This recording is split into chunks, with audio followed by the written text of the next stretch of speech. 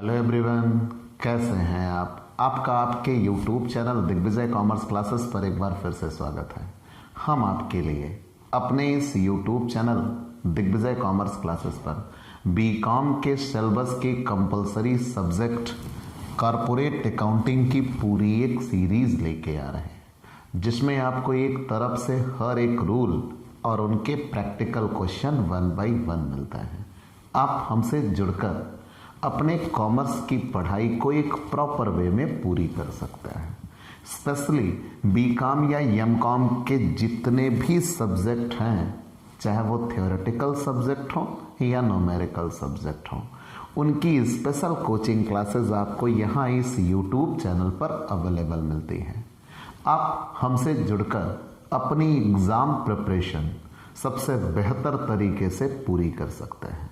तो आइए दोस्तों, अगर आप एग्ज़ाम प्रिपरेशन करना चाहते हैं, कॉमर्स की पढ़ाई एकदम शानदार तरीके से पढ़ना चाहते हैं, तो दिग्विजय कॉमर्स क्लासेस आपके लिए ये सुनहरा मौका लेके आ रहा है कि आप अपने घर बैठे अपने मोबाइल फ़ोन पर अपनी कॉमर्स की पढ़ाई उस अंदाज में पूरी कर सकते हैं जो कि क्लासरूम पढ़ाई या ऑफलाइन पढ़ाई में हुआ करती थी। तो आज आप ये संभव हुआ है कि अपनी पढ़ाई को अपनी शर्तों पर अपने घर बैठे पूरी करिए। हम इस व्यवस्था के साथ आपसे जुड़ते हैं।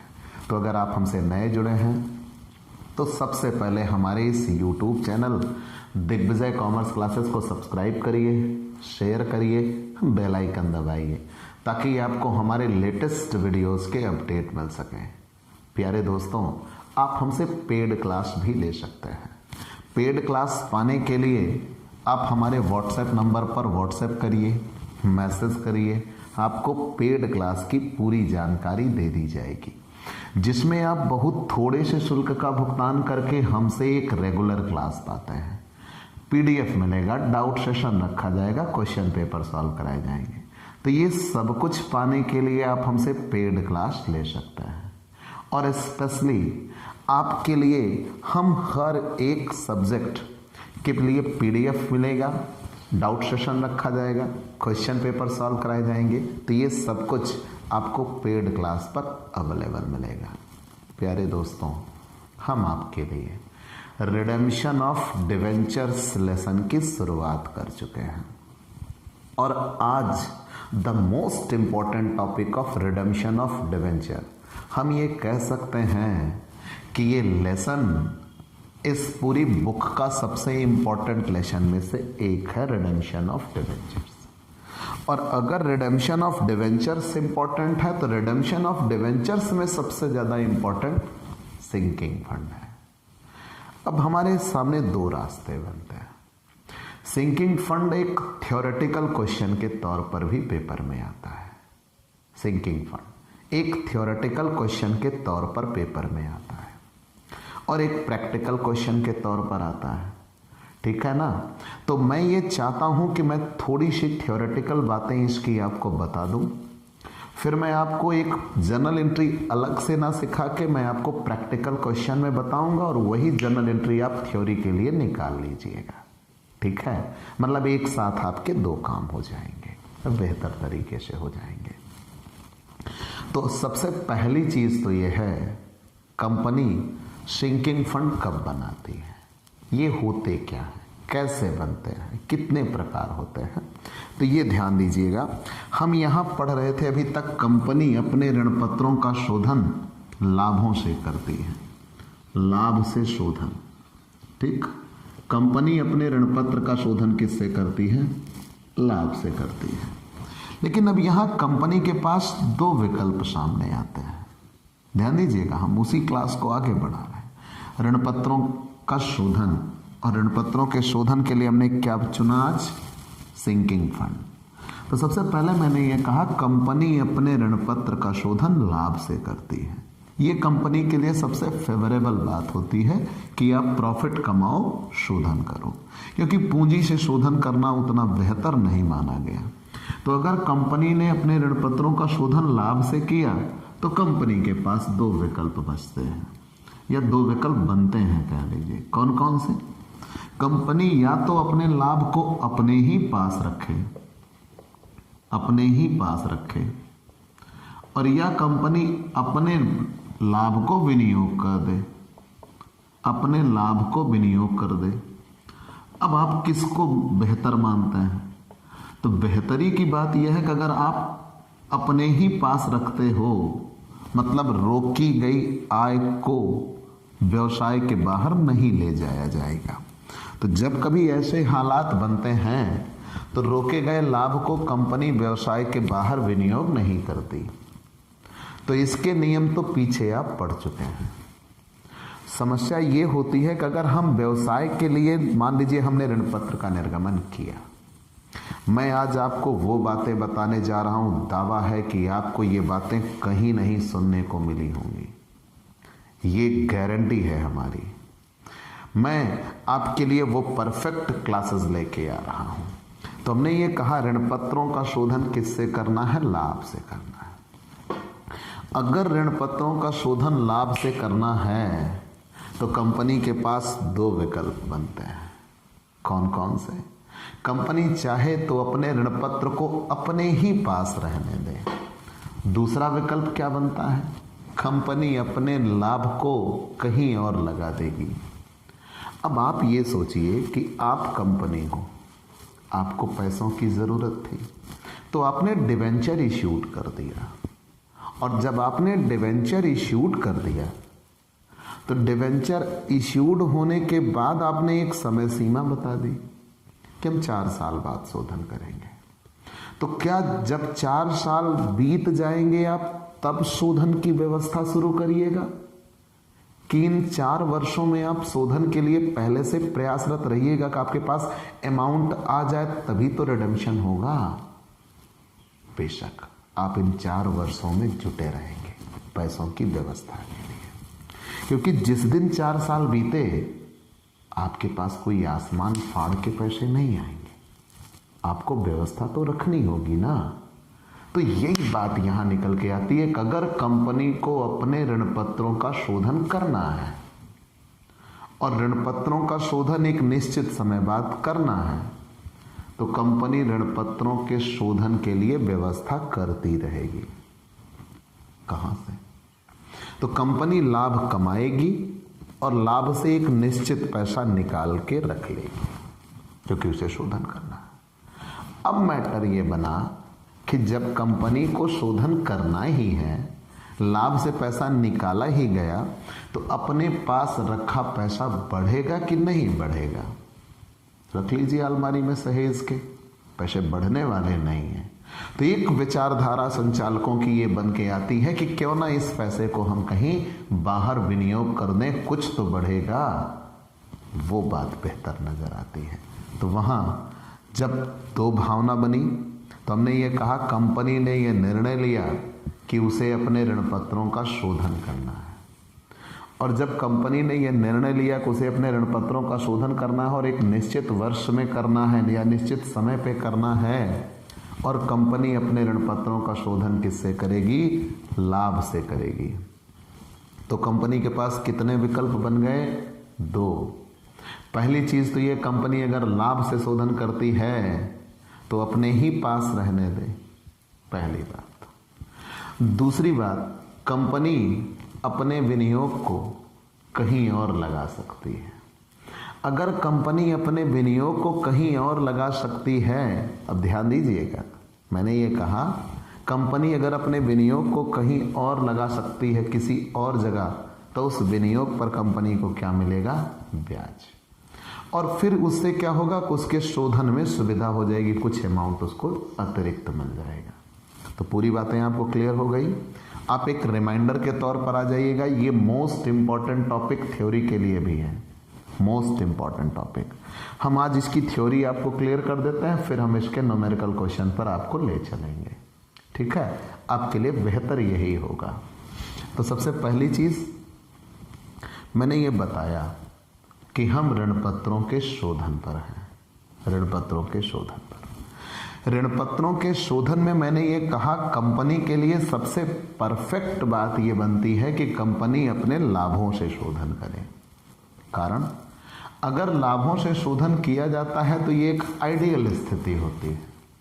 भाई हम लाभ कमाएंगे, शोधन करें, रिडम्पशन करेंगे। अब कंपनी ने जब लाभ से शोधन करने का मन बना ही लिया तो जितने रुपए का शोधन करना उसकी व्यवस्था कंपनी निरंतर करती रहेगी। कारण जिस दिन शोधन करना है उस दिन व्यवस्था नहीं शुरू होती। अगर उस दिन आप व्यवस्था शुरू करिएगा तो आप निश्चित समय पर शोधन नहीं कर पाइएगा। तो कंपनी ने जिस दिन ऋणपत्र का निर्गमन किया, शोधन की शर्तें उसी दिन तय कर दी। कब शोधन करेंगे, किस मूल्य पर शोधन करेंगे, और जब तक शोधन नहीं करेंगे तब तक हम कितना ब्याज देंगे, ये सारी बातें उसी दिन तय हो गई। तो जिस दिन कंपनी ने ऋणपत्र का शोधन करने की बात कही तो कंपनी ने लाभ से शोधन का मन बनाया। तो लाभ से शोधन करने में कंपनी वर्ष के अंत में एक लाभ कमाएगी और लाभ से एक निश्चित राशि निकालकर शोधन के लिए रख लेगी। अब यही मैटर है, वो पैसा क्या कहीं बाहर बढ़ाया जाएगा या अपने ही पास रहने दिया जाएगा। तो एक ऑप्शन ये बनता है वो पैसा अपने ही पास रहने दिया जाए। तो इसके लिए तो हम दो नियम आपको बता चुके हैं। जब लाभ से शोधन किया जाए तो कंपनी जितने रुपए का शोधन करना है उसका 15% उसके पास विनियोग होना चाहिए, और जितने रुपए का शोधन करना है उसके 25% उसके पास डिवेंचर रिडेम्पशन रिजर्व होने चाहिए, तभी शोधन हो सकता है, अन्यथा शोधन नहीं हो सकता। लेकिन अब मुद्दा यह बना कि अगर कंपनी अपने लाभ का विनियोग कर दे तो कंपनी के पास 3 ऑप्शन बनते हैं। मुख्यतः तो 3 ही बनते हैं, या कह लीजिए 2 बनते हैं। एक तो सिंकिंग फंड और दूसरा है बीमा पॉलिसी। दूसरा क्या है? बीमा पॉलिसी, इंश्योरेंस पॉलिसी मेथड। बीमा पॉलिसी विधि से शोधन करते।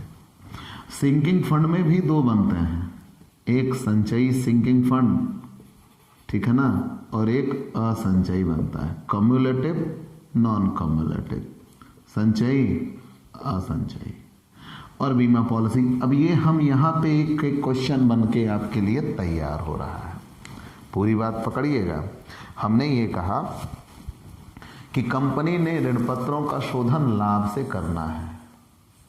कंपनी ने ऋणपत्रों का शोधन लाभ से करना है, तो कंपनी लाभ से एक निश्चित राशि निकालेगी और अपने पास रख लेगी, और वो पैसा अब कंपनी बाहर नहीं लगाएगी। तो यहाँ पे ये कहा गया कि रोके गए लाभ का हम विनियोग बाहर नहीं करेंगे। तो जब रोके गए लाभ का विनियोग हम बाहर नहीं करेंगे तो कंपनी को जितने रुपए का शोधन करना होता है उसका 15% विनियोग और उसका 25% डिवेंचर रिडेम्पशन रिजर्व बनाना होता है। अगर बाहर विनियोग का निर्णय लिया गया तो कंपनी पहले लाभ से पैसा निकालेगी और लाभ से पैसा निकालकर उसे एक कोष में डाल देगी। कंपनी लाभ से पैसा निकालेगी और लाभ से पैसा निकालकर उसे एक कोष में डाल देगी, और उस कोष से पैसा निकालकर मार्केट में लगा दिया जाएगा, और उस मार्केट में लगे हुए पैसे पर फिर कंपनी को क्या मिलेगा? ब्याज। तो इससे जो शोधन के लिए कंपनी ने अमाउंट निकाला था वो अमाउंट बढ़ेगा, कंपनी का फायदा होगा। तो मैंने ये कहा कि अगर कंपनी अपने लाभ का विनियोग कर दे तो वो कहाँ विनियोग कर सकती है? वो बाजार में लगा सकती है। तो उसके लिए कंपनी सिंकिंग फंड बनाती है। और बीमा पॉलिसी किसे कहते हैं? यहाँ ये एक लेटेस्ट तरीका है, हाल फिलहाल आज हमारा ये टॉपिक नहीं है, लेकिन अब चूंकि यहाँ जिक्र हो चुका है तो आप जान लीजिए कि अगर कंपनी को ऋणपत्रों का शोधन करना है तो कंपनी ऋणपत्रों के शोधन के लिए एक बीमा पॉलिसी करा लेती है। तो जिस दिन ऋणपत्रों के निर्गमन किए गए उसी दिन कंपनी एक बीमा ले लेगी, और बीमा लेने में ये फायदा होगा कि कंपनी के लिए फाइनेंशियल पोजीशन पर कोई विपरीत प्रभाव नहीं पड़ेगा और कंपनी के फ्यूचर पर्पज से यह बेहतर होगा। एक बीमा पॉलिसी ले लेगी और इस बीमा पॉलिसी की मैच्योरिटी उसी समय होगी जिस समय ऋणपत्रों का शोधन करना है, और कंपनी साल में किस्त चुकाती जाएगी। और जब कंपनी साल में किस्त चुकाती जाएगी तो जिस दिन बीमा पॉलिसी मैच्योर होगी उस मैच्योरिटी के पैसे से ऋणपत्रों का शोधन कर दिया जाएगा, और वो जो मैच्योरिटी अमाउंट होगा डेफिनेटली जितना हमने दिया होगा उससे ज़्यादा होगा। ये भी एक प्रॉफिटेबल बात होती है। लेकिन आज हमारा टॉपिक है सिंकिंग फंड। तो लाभ से पैसा निकाला मार्केट में लगाने की सोच आई तो उस पैसे को हम विनियोग करते हैं। तो सिंकिंग फंड होता क्या है, अब जानिएगा डेफिनेशन। पूरी भूमिका आपको स्पष्ट हो चुकी होगी। तो मैंने आपको एक एक बातें क्लियर कर दी कि कंपनी ने ऋण पत्रों का शोधन लाभ से करने की बात की। जब कंपनी ऋण पत्रों का शोधन लाभ से करती है तो कंपनी के लिए एक आदर्श स्थिति होती है, आइडियल सिचुएशन। और कंपनी ने जब ऋण पत्रों का शोधन लाभ से करना ही है, ध्यान दीजिएगा, कंपनी ने ऋण पत्रों का शोधन लाभ से करना ही है तो कंपनी अपने पास ही रख सकती है लाभ या उसको बाहर लगा सकती है। अगर कंपनी ऋण पत्रों पर प्राप्त लाभ को अपने ही पास रहने देती है तो उस समय कंपनी जितने रुपए के ऋण पत्रों का शोधन करती है उसका 15% उसे विनियोग करना होगा, उसका 25% उसे डिबेंचर रिडेम्पशन रिजर्व में भेजना होगा।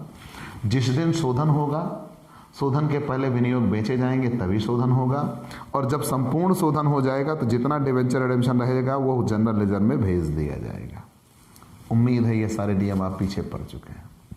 अब अगर लाभ का विनियोग करना है तो अब यहीं आता है सिंकिंग फंड। 2 नंबर के लिए डेफिनेशन सुनिएगा। ऋण पत्रों के शोधन के लिए कंपनी एक कोष बनाती है। ऋण पत्रों, मैं अभी तक आपको भूमिका समझा रहा था, ठीक, थ्योरी क्वेश्चन है तो आप ये बातें लिख सकते हैं। लेकिन ऋण पत्रों के शोधन के लिए कंपनी एक कोष का निर्माण करती है। ऋण पत्रों के शोधन के लिए कंपनी एक कोष का निर्माण करती है और लाभ से एक निश्चित राशि निकालकर उस कोष में डाल देती है, ठीक, और उस कोष से पैसा निकालकर मार्केट में लगा दिया जाता है, विनियोग कर दिया जाता है, और उस विनियोग पर कंपनी को ब्याज प्राप्त होता है। तो वही कोष, मतलब ऋण पत्रों के शोधन के लिए बनाए गए कोष को ही ऋण पत्र शोधन कोष या सिंकिंग फंड नाम से जाना जाता है, ठीक, याद रहेगा। सिंकिंग फंड की डेफिनेशन क्लियर, फिर से जान लीजिए। ऋण पत्रों के शोधन के लिए कंपनी एक कोष का निर्माण करती है और लाभ से एक निश्चित राशि निकालकर उस कोष में डाल देती है। मैंने क्या क्या कहा, ऋण पत्रों के शोधन के लिए कंपनी एक कोष का निर्माण करती है और लाभ से एक निश्चित राशि निकालकर उस कोष में डाल देती है। ऋण पत्रों के शोधन के लिए कोष का निर्माण करती है, लाभ से एक निश्चित राशि निकालकर उस कोष में डाल देती है और वो पैसा फिर मार्केट में विनियोग कर दिया जाता है और उस विनियोग पर कंपनी को ब्याज मिलता है। तो मैटर ये बना कि ऋण पत्रों के शोधन के लिए कोष बनाया जाता है जिसमें लाभों से पैसा निकालकर प्रतिवर्ष कंपनी हस्तांतरित करती है। तो ऋण पत्र के लिए जो ऋण पत्र शोधन के लिए जो कोष बनाया जाता है उसे ही ऋण पत्र शोधन कोष या सिंकिंग फंड कहते हैं। अब ये संचयी और असंचयी का क्या चक्कर है? हाँ, बहुत बड़ा चक्कर है। चक्कर यह है कि सबसे पहले आपने ये जाना कि कंपनी ऋण पत्रों के शोधन के लिए कोष बनाती है, लाभ से एक निश्चित राशि निकालकर उस कोष में डाल देती है, तो वही कोष ऋण पत्र शोधन कोष कहलाता है। लेकिन ये ऋण पत्र शोधन कोष संचयी कब भया, असंचयी कब हुआ, तो पहले ये जानिए। तो ऋण पत्र शोधन कोष संचयी कब कहलाता है, कब कहलाएगा? तो सबसे पहले लाभ से एक निश्चित राशि निकालकर कहां डाल देंगे? सिंकिंग फंड में, शोधन कोष में, और उस शोधन कोष में जितना पैसा गया वो पैसा मार्केट में विनियोग कर दिया जाएगा। तो जब मार्केट में वो पैसा विनियोग कर दिया जाएगा तो उस पैसे पर कंपनी को एक निश्चित दर से ब्याज मिलेगा। अब कंपनी उस प्राप्त ब्याज को अगर फिर से सिंकिंग फंड में डाल दे तब इस प्रकार बनाया गया सिंकिंग फंड संचयी सिंकिंग फंड कहलाता है, कम्युलेटिव सिंकिंग फंड कहलाता है। पूरी बात क्या बनी? मैंने ये कहा कंपनी ऋण पत्रों के शोधन के लिए कोष बनाती है, लाभ से एक निश्चित राशि निकालकर सिंकिंग फंड में डाल देते हैं, लाभ से एक निश्चित राशि निकालकर सिंकिंग फंड में डाल देते हैं। हर साल ये काम होगा और वही पैसा मार्केट में विनियोग कर दिया जाएगा और जब मार्केट में पैसा विनियोग कर दिया जाएगा, उस किए गए विनियोग पर एक निश्चित दर से कंपनी को क्या मिलेगा? ब्याज। उस ब्याज को अगर फिर से सिंकिंग फंड में डाल दिया जाए, ब्याज को सिंकिंग फंड में, अभी तक तो सिर्फ लाभ से पैसा सिंकिंग फंड में गया, अब जो विनियोग हुआ उस पर ब्याज मिला, वो ब्याज भी उठा के कहां भेज दिया गया? सिंकिंग फंड में डाल दिया गया। तो इस प्रकार बना सिंकिंग फंड संचयी सिंकिंग फंड कहलाता है। और अगर लाभ से पैसा निकालकर सिंकिंग फंड में डाला जाए, सिंकिंग फंड से पैसा विनियोग किया जाए, विनियोग करने के बाद उस पर जो ब्याज मिले, उस ब्याज को सिंकिंग फंड में न डालकर प्रॉफिट एंड लॉस में डाल दिया जाए, तो इस प्रकार बना सिंकिंग फंड क्या कहलाता है? असंचयी सिंकिंग फंड कहलाता है। तो मैं आपको यहां एक टर्म बताना चाहूंगा, लाभ से पैसा निकालकर सिंकिंग फंड में डाल देते हैं, लाभ से पैसा निकालकर सिंकिंग फंड में डाल देते हैं, वही पैसा विनियोग किया जाता है। अब अगर वही पैसा विनियोग किया गया, उस विनियोग पर हमें ब्याज मिलता है, और अगर ब्याज को उठा के सिंकिंग फंड में डाल दिया, तो इस प्रकार बना सिंकिंग फंड संचयी कहलाएगा। ठीक, लेकिन यहां क्या है? लाभ से पैसा निकालकर सिंकिंग फंड में डाल देते हैं, लाभ से पैसा निकालकर सिंकिंग फंड में डाल देते हैं, वही पैसा विनियोग करते हैं, वही पैसा विनियोग करते हैं, उस विनियोग पर ब्याज मिलता है, वही पैसा विनियोग करते हैं, उस विनियोग पर ब्याज मिलता है, और ब्याज का पैसा प्रॉफिट एंड लॉस में डाल दिया जाए, ना कि सिंकिंग फंड में, तो इस प्रकार बना सिंकिंग फंड क्या कहलाएगा? असंचयी कहलाएगा। दोनों में यही अंतर होता है। तो अंतर क्या? अगर मिलने वाले विनियोगों पर मिलने वाले ब्याज को सिंकिंग फंड में डाल दिया जाए, तो उस प्रकार बना सिंकिंग फंड क्या कहलाएगा? विनियोगों पर मिलने वाले ब्याज को सिंकिंग फंड में डाल दिया जाए, तो उस प्रकार बना सिंकिंग फंड संचयी कहलाएगा। और अगर विनियोगों पर मिलने वाले ब्याज को सिंकिंग फंड में ना डाला जाए, कहां डाल दिया जाए? प्रॉफिट एंड लॉस में, तो इस प्रकार बना सिंकिंग फंड क्या कहलाएगा? असंचयी कहलाएगा। तो चलिए, सिंकिंग फंड संचयी या असंचयी तो आपने समझ लिया, लेकिन लाभ से पैसा निकाला कितना जाएगा, ये एक बहुत बड़ा मैटर है।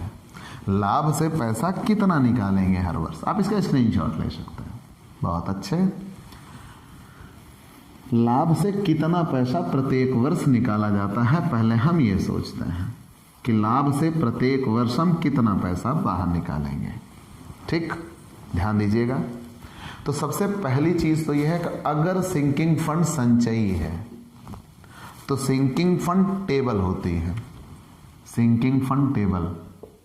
अगर संचयी शोधन कोष है तो सिंकिंग फंड टेबल होगी, और उस सिंकिंग फंड टेबल से जो निकल के आएगा इनटू जितने रुपए का शोधन करना होगा, वो रिडेम्पशन अमाउंट, जितने रुपए का शोधन करना होगा, मैंने क्या कहा? सिंकिंग फंड टेबल से जो निकल के आएगा इनटू कर देंगे जितने रुपए का शोधन करना होगा वो, तो सिंकिंग फंड टेबल से जो निकल के आएगा इनटू रिडेम्पशन अमाउंट, तो निकल के आ जाएगा कि इतने रुपए ही सिंकिंग फंड में प्रत्येक वर्ष लाभ से निकाल के डाले जाएंगे। अब ये सिंकिंग फंड टेबल की क्या कहानी है? आप ये कहते हो कि लाभ से एक निश्चित राशि निकालकर हम सिंकिंग फंड में डाल देते हैं, वो पैसा निकाल के मार्केट में लगाया जाएगा, उस पर ब्याज मिलेगा। तो जब मार्केट में ब्याज मिलने की बात की जाएगी, तो हम कितना पैसा निकालें कि वो ब्याज जुड़ते जुड़ते जुड़ते जुड़ते वो फाइनल अमाउंट उतना हो जाए जितने रुपए का हमें शोधन करना है, तो वो सिंकिंग फंड तालिका से तय होता है। तो यहाँ ये कहा जाता है कि सिंकिंग फंड तालिका पे डिफरेंट रेट ऑफ इंटरेस्ट दिए होंगे। 3% है तो कितना, 3.5% है तो कितना, 4% ब्याज मिलेगा तो कितना, 4.5% ब्याज मिलेगा तो कितना। तो जितने वर्ष बाद सिंकिंग फंड तालिका ऐसे बनी है, 3%, 4%, 3.5%, मैं एक मोटा मोटा हिसाब बता रहा हूँ, 5%। तो यहाँ जितने वर्ष बाद आपको शोधन करना हो वो, और जितना प्रतिशत पर आप मार्केट में विनियोग कर सकते हैं वो। जैसे मान लीजिए 4 वर्ष बाद शोधन करना है, और जो पैसा आप मार्केट में लगाएंगे उस पर कितने प्रतिशत ब्याज मिलेगा? 5% ब्याज मिलेगा। तो सिंकिंग फंड तालिका अगर देख रहे हैं तो 4 साल के सामने और 5% के नीचे जो दिया है वही सिंकिंग फंड तालिका से निकल के आएगा। और जितने रुपए का शोधन करना है उससे आप क्या कर देंगे, गुणा। तो जितना रुपए 1 वर्ष में लाभ से निकालना है वो निकल के आ जाएगा। तो मैंने आपसे ये कहा कि लाभ से कितने रुपए निकालेंगे, मैंने आपसे ये कहा लाभ से हम कितना रुपया निकालेंगे, इस चीज की चर्चा कैसे हो। तो लाभ से कितना रुपया निकाला जाएगा, इस चीज की चर्चा के लिए मैंने ये आपसे ये कहा कि जितने रुपए का शोधन करना हो उसमें सिंकिंग फंड टेबल से जो निकल के आए उसका गुणा कर देते हैं। अब सिंकिंग फंड टेबल देखी कैसे जाती है, तो हमें यह देखना होता है कितने वर्ष बाद शोधन करना है, एक बात। और दूसरी बात यह है कि मार्केट में कितने प्रतिशत पर विनियोग किया जा सकता है, तो कितने वर्ष बाद शोधन करना है। और मार्केट में कितने प्रतिशत पर विनियोग किया जा सकता है, तो जब मार्केट में कितने प्रतिशत पर विनियोग किया जा सकता है तो वो मार्केट में कितने प्रतिशत पर जब विनियोग किया जा सकता है तो उसके सामने जितने वर्ष के बाद शोधन करना है, और कितने प्रतिशत पर विनियोग किया जा सकता है उसके नीचे, ठीक, उसके नीचे जो निकल के आए उसी से वही उतना अमाउंट सिंकिंग फंड टेबल से निकल के आया, रिडेम्पशन अमाउंट का गुणा कर देंगे तो लाभ से निकाले जाने वाली राशि निकल के आ जाएगी।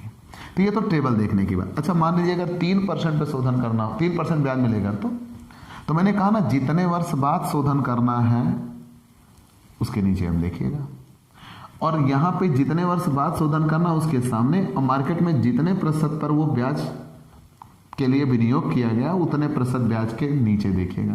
तो दोनों के संयोग से जो बन रहा होगा उसी के सामने, जैसे मैं कहूँ 4 साल बाद शोधन होगा और 3% ब्याज पर विनियोग किया गया है, तो 4 साल बाद 3% के नीचे यहाँ जो अमाउंट होगा वही सिंकिंग फंड टेबल से निकल के और रिडेम्पशन अमाउंट से गुणा कर देंगे।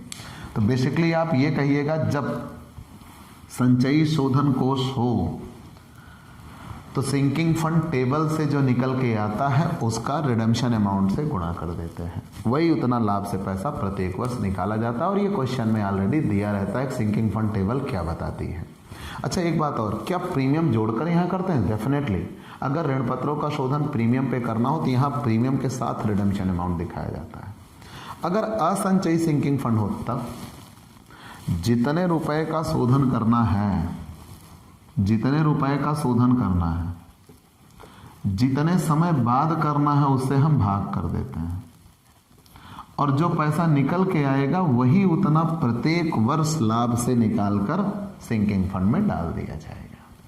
ठीक, अब सिंकिंग फंड के लिए जर्नल एंट्री क्या बनती है? अब सिंकिंग फंड के लिए जर्नल एंट्री क्या बनती है आप एक एक स्टेप में समझिएगा, तभी कहानी बन पाएगी, अन्यथा दिक्कत। ठीक है ना?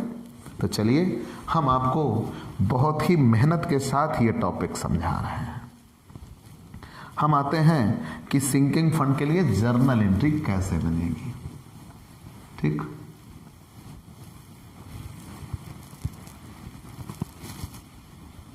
हम 3 वर्षों का टॉपिक लेके चलते हैं। कितने वर्ष का? 3 वर्षों का टॉपिक लेके चलते हैं।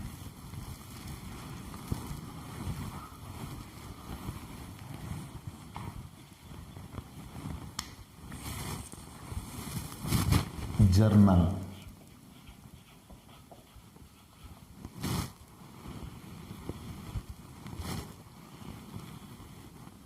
LF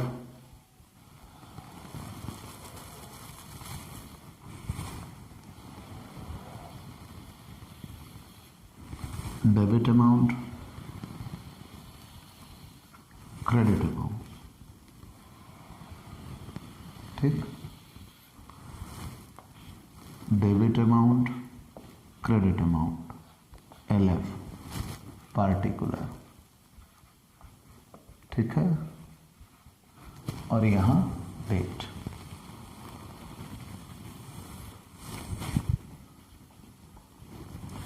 मैंने ये कहा हम 3 वर्ष को आधार मान लेते हैं, तब सिंकिंग फंड आपको बेहतर तरीके से समझ में आएगा। चलिए, हमने सबसे पहले ये बताया कि हम 3 वर्ष के लिए मान लेते हैं। ठीक है, मान लीजिए ये 3 वर्ष की कहानी है, हमने 3 वर्ष को आधार मान लिया। अब कभी भी किसी भी समय मैंने ये कहा कि आप 3 वर्ष को आधार मान लीजिए। मान लीजिए हम 3 वर्ष का स्टेप लेके चलते हैं। कितने वर्ष का? 3 वर्ष का। अब 3 वर्ष का स्टेप लेके चलिए। मान लीजिए ये पहला वर्ष है, मान लीजिए ये दूसरा वर्ष है, और मान लीजिए ये तीसरा वर्ष है। तो सबसे पहले ऋण पत्र का निर्गमन होता है, इश्यू। ऋण पत्र का निर्गमन हो गया साल के पहले दिन।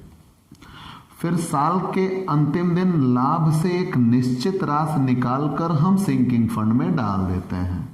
यही आपने पढ़ा है, लाभ से एक निश्चित राशि निकालकर हम सिंकिंग फंड में डाल देते हैं। फिर वही पैसा मार्केट में विनियोग कर दिया जाता है। आपने ये पढ़ा। पहले हमने क्या कहा? ऋण पत्र का निर्गमन किया, ऋण पत्र का निर्गमन हो गया। फिर वर्ष के अंत में जब शोधन करना है तो लाभ से एक निश्चित राशि निकालकर कहां भेज देंगे? सिंकिंग फंड में। अब कितना निकालकर भेजेंगे वो यहां से तय हो जाएगा। मैंने पहले ही बता दिया, सिंकिंग फंड में या संचयी है या असंचयी। तो लाभ से एक निश्चित राशि निकालकर सिंकिंग फंड में डाल देते हैं। वही पैसा निकालकर मार्केट में विनियोग कर दिया जाता है, या उतना ही पैसा विनियोग कर दिया जाता है। लेकिन ये जो विनियोग होता है वो साल के अंतिम दिन होता है। तो मुद्दा ये बना, क्या इस विनियोग पर हमें ब्याज मिलेगा? नहीं मिलेगा, क्योंकि ये जो विनियोग हुआ है ये पहले साल के अंतिम दिन हुआ है। उस विनियोग पर आपको ब्याज अगले साल मिलेगा, उस साल नहीं मिलेगा। ठीक, क्योंकि एक निश्चित समय बाद ही तो विनियोग पर ब्याज मिलेगा। तो सबसे पहले ऋण पत्र का निर्गमन हुआ, लाभ से एक निश्चित राशि निकालकर सिंकिंग फंड में डाल दिया, और वही पैसा विनियोग कर दिया गया। उस विनियोग पर हमें उस वर्ष तो ब्याज नहीं मिलेगा, क्योंकि ये साल के अंतिम दिन हुआ। अब दूसरे साल के अंतिम दिन सबसे पहले विनियोग पर ब्याज मिलेगा, इंटरेस्ट ऑन इन्वेस्टमेंट। सबसे पहले विनियोग पर ब्याज मिलेगा एक निश्चित प्रतिशत। जो विनियोग पर ब्याज मिलेगा उस विनियोग पर ब्याज को हम सीधा कहां भेज देंगे? विनियोग पर ब्याज को कहां भेज देंगे? सिंकिंग फंड में। आपने यही कहा था। अगर यही मिलने वाले विनियोगों पर ब्याज को सिंकिंग फंड में ना डालकर कहां भेज दें? प्रॉफिट एंड लॉस में। तो इस प्रकार बना सिंकिंग फंड क्या हो जाएगा? असंचयी हो जाएगा। तो पहले विनियोगों पर क्या मिला? ब्याज, और ब्याज को उठा के हमने कहां भेज दिया? सिंकिंग फंड में। अब हम लाभ से एक निश्चित राशि निकालकर प्रत्येक वर्ष सिंकिंग फंड में डाल देते हैं। लाभ से एक निश्चित राशि निकालकर हम प्रत्येक वर्ष सिंकिंग फंड में डाल देते हैं। तो इस नए वर्ष में कितने रुपए सिंकिंग फंड में आ गए? एक तो ब्याज का पैसा आ गया और एक लाभ से पैसा निकाला था वो आ गया। अब ये दोनों पैसे विनियोग कर दिए जाएंगे, सिंकिंग फंड इन्वेस्टमेंट। अब ये दोनों पैसे विनियोग कर दिए जाएंगे, सिंकिंग फंड इन्वेस्टमेंट। ठीक, अब हम आते हैं तीसरे साल। तो मैंने क्लियर कट आपको कहा, मैंने ये कहा कि सबसे पहले विनियोगों पर ब्याज मिलेगा, विनियोगों पर ब्याज मिलेगा। उस विनियोग पर ब्याज को हम कहां भेज देंगे? सिंकिंग फंड में भेज देंगे। ठीक, विनियोग पर ब्याज मिला, विनियोग पर ब्याज को कहां भेज दिया? सिंकिंग फंड में भेज दिया। फिर लाभ से पैसा निकालकर सिंकिंग फंड में डाल देते हैं, और सिंकिंग फंड में दो चीजें आ गई। विनियोग से ब्याज जो मिला था वो सिंकिंग फंड में पहुंच गया, और लाभ से पैसा निकालकर वो सिंकिंग फंड में पहुंच गया। तो ये दोनों पैसे जो सिंकिंग फंड में आए वो क्या कर दिए जाएंगे? विनियोग। अब ये इन्वेस्टमेंट नंबर फर्स्ट था और ये इन्वेस्टमेंट नंबर सेकेंड। अब अगले साल हमें इन दोनों विनियोगों पर ब्याज मिलेगा, इंटरेस्ट ऑन इन्वेस्टमेंट। अब इन दोनों विनियोगों पर हमें ब्याज मिलेगा तीसरे साल के अंत में।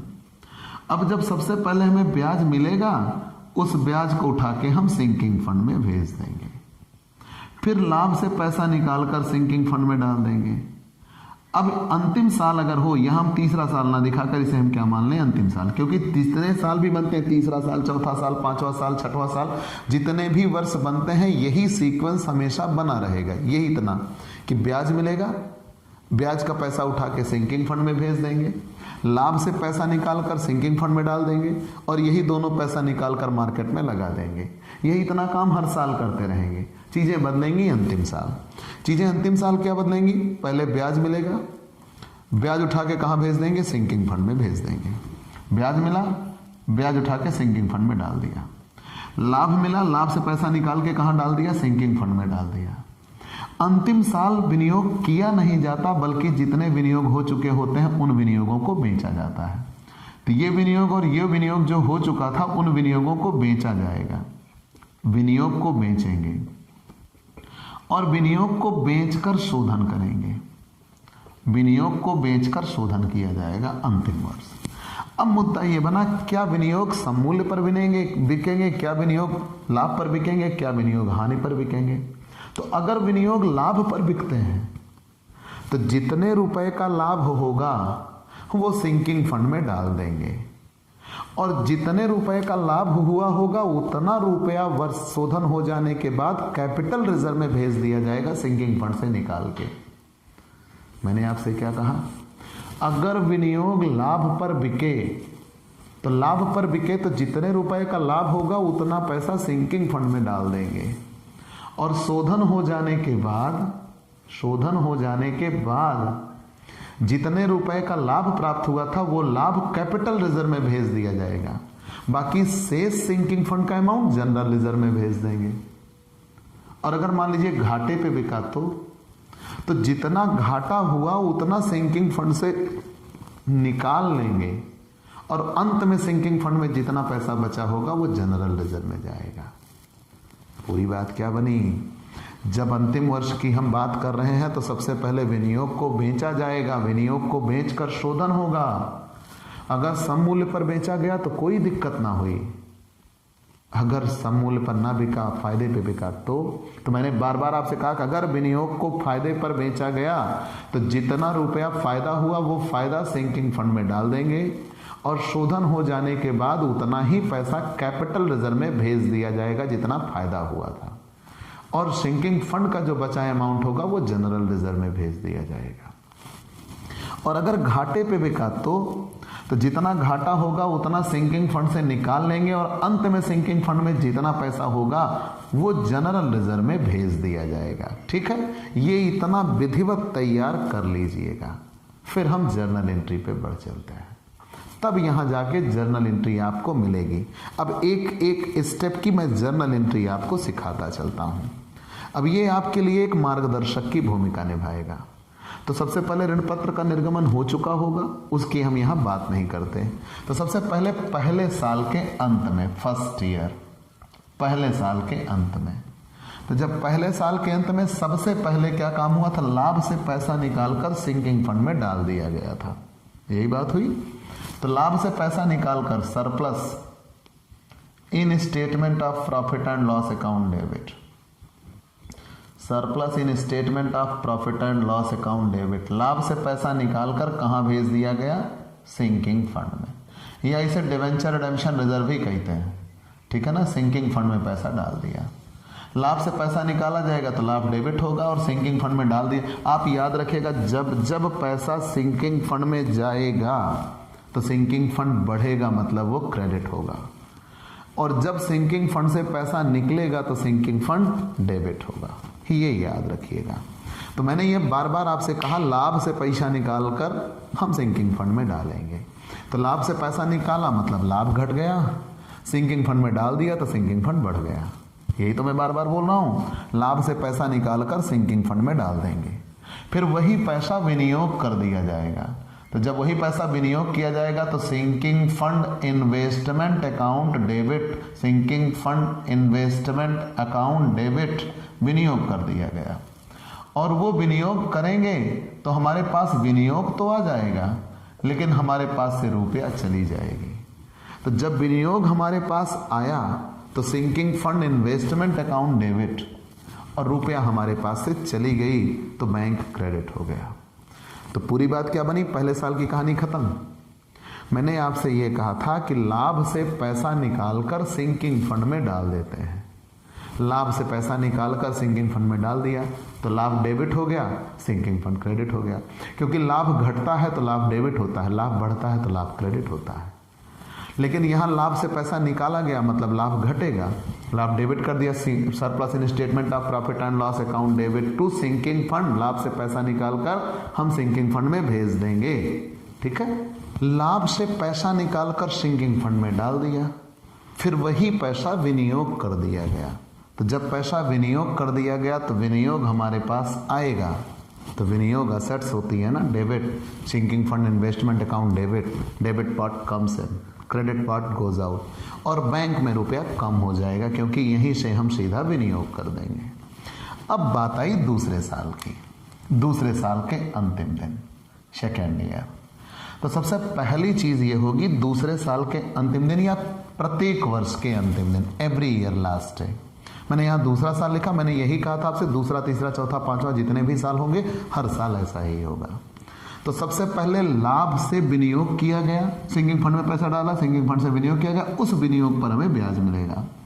तो जब कंपनी को ब्याज मिलेगा तो पैसा कंपनी के पास आएगा, bank account debit, bank account debit to interest on sinking fund investment account debit.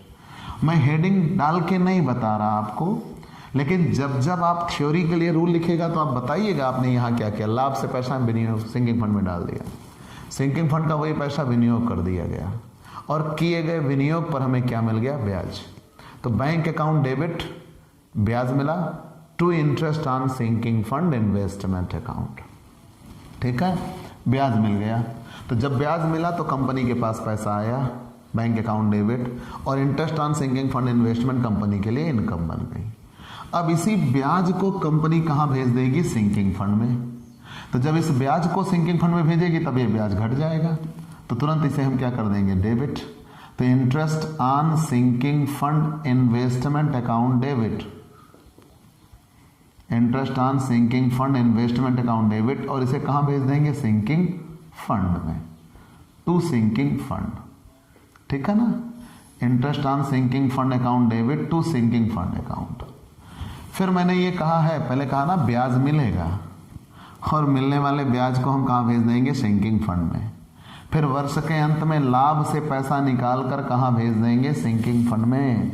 लाभ से पैसा निकाल कर कहाँ भेज देंगे, सिंकिंग फंड में। वो काम तो हर साल करना है, लाभ से पैसा निकाल कर सिंकिंग फंड में भेज देना है। सर आप स्टेप वाइज स्टेप भूलिएगा मत, पहले ब्याज मिला, ब्याज उठा के सिंकिंग फंड में भेज दिया, यही एंट्री। अगर ब्याज को उठा के सिंकिंग फंड में ना भेजा होता, यहाँ प्रॉफिट लॉस में भेज दिया होता, तो ये सिंकिंग फंड संचयी ना होकर क्या हो जाता, असंचयी। और ब्याज को सिंकिंग फंड में भेज दिया तब क्या हो जाएगा, संचयी। तो पहले ब्याज मिला, ब्याज को उठा के सिंकिंग फंड में भेज दिया। अब लाभ से पैसा निकालकर सिंकिंग फंड में भेजेंगे, surplus in statement of profit and loss account debit. लाभ से पैसा निकालकर कहाँ भेज देंगे, सिंकिंग फंड में। और जब सिंकिंग फंड में रुपया जाता है तो सिंकिंग फंड बढ़ जाता है, ठीक है ना, तब वो क्रेडिट होता है, सिंकिंग फंड अकाउंट। अब ये जो दोनों पैसे सिंकिंग फंड में आ गए, एक तो ये पैसा और एक ये पैसा, अब ये विनियोग किया जाएगा, तो sinking fund investment account debit, sinking fund investment account debit, sinking fund investment account debit to bank account. अब हम आ जाते हैं लास्ट ईयर की एंट्री पे, लास्ट ईयर मतलब जिस साल शोधन होगा उस साल। अब ये एवरी ईयर है, ये सेकंड जो लिखा था ये क्या है, एवरी ईयर, हर साल यही एंट्री होती है, एवरी ईयर, ठीक है ना, एवरी ईयर यही एंट्री होती है। और ये होती है लास्ट ईयर में, वर्ष के अंतिम, मतलब सबसे अंतिम वर्ष में। तो सबसे अंतिम वर्ष में भी सबसे पहले ब्याज मिलता है, तो ब्याज मिलेगा तो कंपनी के पास पैसा आएगा, बैंक अकाउंट डेबिट, और कंपनी के लिए ब्याज इनकम बनेगा, interest on sinking fund investment account. Company को ब्याज मिला, ब्याज कंपनी के लिए आय बन गई, और कंपनी इस interest on sinking fund investment को कहाँ भेज देगी, सिंकिंग फंड में। तो जब interest on sinking fund investment को भेजेगी, सिंकिंग फंड इन्वेस्टमेंट अकाउंट घट जाएगा, तुरंत उसे हमने डेबिट कर दिया। अभी जब मिला था तो क्रेडिट हुआ था, घट गया तो हमने उसको डेबिट कर दिया, और कहाँ भेज देंगे, सीधा सिंकिंग फंड में, सिंकिंग फंड में। अब हम लाभ से पैसा निकालकर फिर से सिंकिंग फंड में डाल देंगे, यही होता है ना, पहले ब्याज मिला, ब्याज को उठा के हमने कहाँ भेज दिया, सिंकिंग फंड में। अब लाभ से पैसा निकालकर surplus in statement of profit and loss account debit, surplus in statement of profit and loss account debit, surplus in statement of profit and loss account debit to sinking fund, लाभ से पैसा निकालकर सिंकिंग फंड में भेज दिया। ठीक है ना, लाभ से पैसा निकालकर सिंकिंग फंड में भेज दिया। यहां तक कहीं कोई दिक्कत हुई हो तो आप बता दीजिएगा। ठीक, सबसे पहले ब्याज मिला तो ब्याज कंपनी के पास आया तो bank account debit, sinking fund investment company के लिए इनकम बन गया, interest on sinking fund investment. अब उसी ब्याज को उठा के हमने कहाँ भेज दिया, सिंकिंग फंड में। फिर जो लाभ मिला, लाभ को उठा के हमने कहाँ भेज दिया, लाभ से पैसा निकाल कर कहाँ भेज दिया, सिंकिंग फंड में। अब विनियोग बेचे जाएंगे, अब विनियोग बेचे जाएंगे। तो जब विनियोग बेचे जाएंगे तो एंट्री क्या होगी, सबसे अंत में लिखा था ना विनियोग बेचे जाएंगे। तो जब विनियोग होता था तो विनियोग क्या होता था, डेबिट। विनियोग होता था तो विनियोग क्या होता था, डेबिट। देखिए यहाँ पे सिंकिंग फंड इन्वेस्टमेंट, विनियोग हुआ था तो विनियोग डेबिट होता था और टू बैंक होता था। अब जब विनियोग बेचा जाएगा तो रुपया हमारे पास आएगा, bank account debit, bank account debit to sinking fund investment. विनियोग हमने बेच दिया, सिंकिंग फंड इन्वेस्टमेंट, विनियोग बेच के हमें पैसा मिल गया। लेकिन अगर विनियोग को बेचने पर लाभ हो तो, मैंने भी कहा था अगर विनियोग को बेचने पर लाभ होगा तो लाभ हम कहाँ भेज दें, ये विनियोग को बेचने पर, विनियोग बेचने पर है, विनियोग बेचने पर। अगर विनियोग बेचने पर लाभ हो तब, विनियोग पर लाभ हो तब क्या होगा, तो मैंने कहा था ना जितना लाभ होगा वो कहाँ भेज देंगे, सिंकिंग फंड में। उससे सिंकिंग फंड बढ़ेगा कि घटेगा, विनियोग पर लाभ हुआ सिंकिंग फंड में भेज दिया तो सिंकिंग फंड बढ़ेगा। तो यहाँ पे sinking fund investment account debit, sinking fund investment account debit to sinking fund. विनियोग पर जो फायदा हुआ उसको हमने कहाँ भेज दिया, सिंकिंग फंड में भेज दिया। कहीं कोई दिक्कत, तब शोधन हो जाएगा, तब शोधन होगा। ठीक, आप स्क्रीनशॉट ले लीजिए, तब शोधन होगा। याद रखिएगा ये स्टेप वाइज स्टेप, कहीं कोई दिक्कत ना हो आपसे। ठीक है, तब शोधन होगा। और शोधन होने के बाद ये विशेष बात याद रखिएगा, तब हम शोधन करेंगे। जब शोधन करेंगे, शोधन होगा, और जब शोधन होगा तो percentage debenture account debit to bank, percentage debenture account debit to bank. और जब शोधन हो जाएगा तो सिंकिंग फंड में जितनी भी राशि बची रहती है, sinking fund account debit to capital reserve to general reserve. अब ये मैंने दो बातें क्यों लिख दी, to capital reserve to general reserve. Sinking fund में जो राशि बची रहेगी, अगर विनियोगों को बेच के लाभ हुआ था तो जितना लाभ हुआ था वो हमने सिंकिंग फंड में भेज दिया है। तो विनियोगों पर होने वाले लाभ को हम कैपिटल रिजर्व में भेजते हैं। और अगर विनियोगों पर लाभ नहीं हुआ है तो सिंकिंग फंड का जितना भी फाइनल अमाउंट बचेगा वो फाइनल अमाउंट हम कहाँ भेज देंगे, जनरल रिजर्व में। फिर केवल एक एंट्री बनेगी, sinking fund account debit to general reserve. लेकिन याद रहे जब सिंकिंग फंड पे लाभ होगा, बेचने पे, विनियोग बेचने पे लाभ होगा तो लाभ पहले सिंकिंग फंड में भेजा जाएगा, और जैसे ही ये वाली एंट्री बनी कि लाभ सिंकिंग फंड में भेजा गया तो यहाँ वो कैपिटल रिजर्व में चला जाएगा। अंत में जब शोधन हो जाएगा तो सिंकिंग फंड से पैसा निकाल कर उसे कहाँ भेज देंगे, कैपिटल रिजर्व में। अगर विनियोगों को लाभ पर बेचा गया तो विनियोगों पर जितना लाभ हुआ है उस लाभ को वर्ष के अंत में कहाँ भेज देंगे, कैपिटल रिजर्व में भेज देंगे। ठीक है, अब ये तो रूल थे सिंकिंग फंड के। अब इनके प्रैक्टिकल क्वेश्चन आपको मिल जाएंगे, सब कुछ यही होगा। सिंकिंग फंड के स्थान पे हम चाहें तो डिवेंचर रिडेम्पशन फंड भी लिख सकते हैं। दूसरी बात, ये जब लाभ ब्याज मिला, ब्याज को उठा के कहाँ हमने भेज दिया, सिंकिंग फंड में भेज दिया। यही एंट्री बदल दें, सिंकिंग फंड के स्थान पर क्या लिख देंगे, प्रॉफिट एंड लॉस। तो तुरंत यहाँ पे क्या हो जाएगा, ये बना सिंकिंग फंड क्या हो जाएगा, असंचयी हो जाएगा। ठीक, तो आप हमसे जुड़कर अपनी पढ़ाई एक शानदार तरीके से पूरी करना चाहते हैं तो आप हमसे पेड क्लास ले सकते हैं। पेड क्लास पाने के लिए आप हमारे व्हाट्सएप नंबर पर व्हाट्सएप करिए, मैसेज करिए, आपको पेड क्लास की पूरी जानकारी दे दी जाएगी। जिसमें बहुत थोड़े से शुल्क का भुगतान करके आप हमसे एक रेगुलर क्लास पाते हैं, पीडीएफ मिलेगा, डाउट सेशन रखा जाएगा, क्वेश्चन पेपर सॉल्व कराए जाएंगे। तो ये सब कुछ पाने के लिए आप हमसे पेड क्लास लीजिए। और अगर आप हमसे नए जुड़े हैं तो सबसे पहले हमारे इस YouTube channel Digvijay commerce classes को सब्सक्राइब करिए, शेयर करिए, बेल आइकन दबाइए ताकि आपको हमारे लेटेस्ट वीडियोस के अपडेट मिल सकें। तो आज की क्लास में इतना ही, चलते हैं दोस्तों, बाय बाय दोस्तों।